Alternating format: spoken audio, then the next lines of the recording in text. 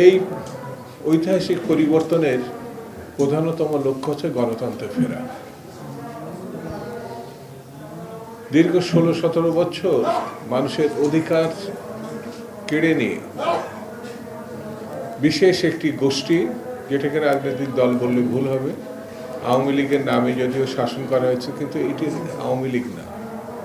জনগণের ভোটে তারা কোনো ক্ষমতায় আসেনি। 3টি টার্ম তারা নির্বাচন নামে তামাশা করেছে। পার্শ্ববর্তী একটি দেশের সমর্থনে জাতীয় স্বার্থ বিসর্জন দিয়ে শুধুমাত্র একটি গোষ্ঠী বা একটি পরিবার বাংলাদেশকে একেবারেই ধ্বংসের শেষ সীমায় নিয়ে এনে দাঁড় করিয়েছে। কেউ কেউ বলেন বাংলাদেশকে উপঢৌকন হিসাবে অদৃশ্যভাবে, আমি বলি দৃশ্যত, ভারতের হাতে তুলে দেওয়া হয়েছে।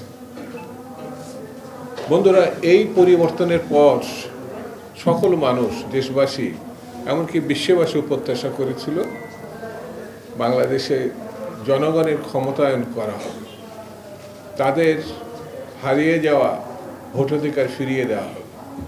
সেই ভোটাধিকার ফিরিয়ে পাওয়ার প্রেক্ষিতে তারা যাকে বা যে দলকে পছন্দ করবে তাদেরকে নির্বাচিত করবে, দেশ গণতন্ত্রের পথে ফিরে আসবে।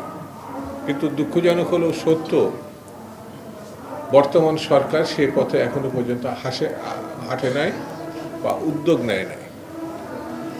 সকল রাজনৈতিক দল সরকারের পরিকল্পনা প্রত্যাশা করেছিল যে তারা একটি রোডম্যাপ ঘোষণা করবে, কবে, কখন, কিভাবে তারা ভোটের দিকে এগিয়ে যাবে, কতদিন সেই সময়, যেটা অত্যন্ত জাতীয়ভাবে গুরুত্বপূর্ণ। কিন্তু সেই রোডম্যাপ দেশবাসী পায় নাই। দেশ ক্রমেই সম্ভাবনাময় একটি অবস্থা থেকে হতাশার দিকে যাচ্ছে।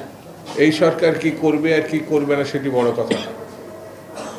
আমরা দেখেছি 90 পরবর্তী সময় 91 সালে জাস্টিস শাহাবুদ্দিন সাহেব 3 মাসের মধ্যে নির্বাচন দিয়ে, এবং যে নির্বাচন দেশে শুধু না সারা বিশ্বে অত্যন্ত গ্রহণযোগ্য হয়েছিল, সেই নির্বাচনে নির্বাচিত সরকার ক্ষমতা গ্রহণ করেছে। এবং সেই সরকার বেগম খালেদা জিয়ার নেতৃত্বে, যার প্রত্যাশা আওয়ামী লীগ তো করেনি। ভারতের বিমানবন্দরে এক সাংবাদিকের প্রশ্নের জবাবে শেখ হাসিনা বলেছিল বিএনপি খুব বেশি হলে 10টা সিট পাবে।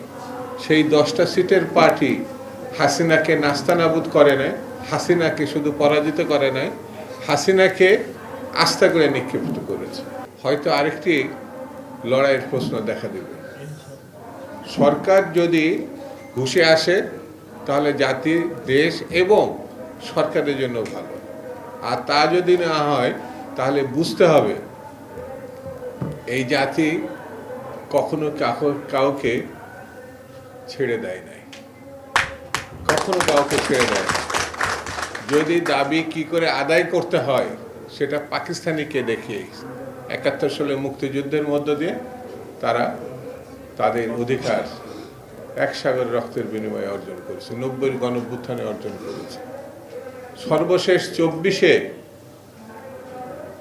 ছাত্র জনতা যে সাহস দেখিয়েছে, এই সাহসী জাতি হচ্ছে বাংলাদেশি জাতি। সেই জাতির কাছে কেউ যদি সিদ্ধান্ত নিতে গড়িমসি করে তাহলে কি করে সিদ্ধান্ত নেওয়াতে হয় সেই জাতি কিন্তু জানে। সেই জন্য আমি বলবো, এখনো পর্যন্ত আমরা ডক্টর মোহাম্মদ ইউনূসের কাছে প্রত্যাশা করি, তা আমাদের সরকার বলে আমরা মনে করি।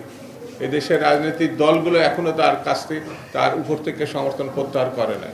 সেই জন্য তিনি অনতি বিলম্বে রোডম্যাপ ঘোষণা করে নির্বাচনের দিনক্ষণ ঘোষণা করবেন, এটা আমরা প্রত্যাশা করি।